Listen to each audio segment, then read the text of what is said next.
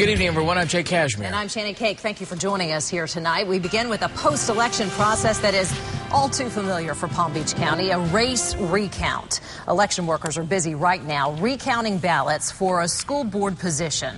Marcia Andrews and Dean Grossman are vying for the 6th District School Board member seat. News Channel 5's Mike Trim joining us live from the Supervisor of Elections Service Center in Riviera Beach tonight with an update on this. Mike?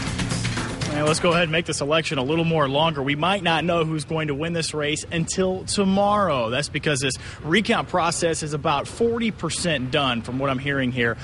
These workers, they started the day having to recount up to 65,000 ballots in a county where the word recount alone brings back a lot of memories.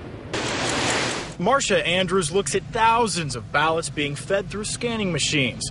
Recounting them will decide if she'll be a Palm Beach County School Board member, and she's staying hopeful. I believe in the process. I believe that the Supervisor of Elections and her staff and the canvassing board have done a great job to make sure that every vote counts. So I'm feeling a lot more relaxed that we're near the end. And the end is nearly in sight, almost 1 week after Election Day.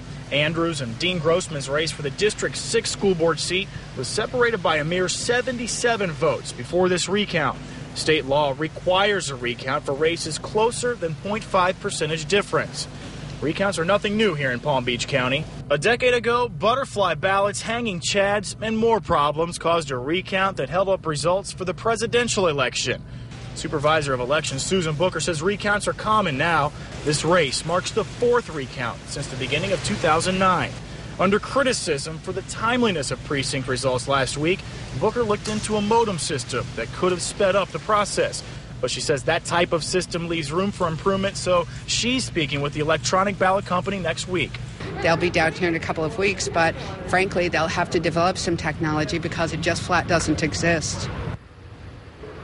You can see a worker right there next to a machine. He's loading it in. It's an optical scanner, and when it goes through it makes sure those votes are valid, and then it comes to the workers that are behind me here, and they have to look and see if that ballot is valid as well. It's anybody's guess right now when this will finish up, but of course you can tune in here for the latest. Right now we're live in Riviera Beach. Mike Trim, WPTV News Channel 5. Mike, thank you.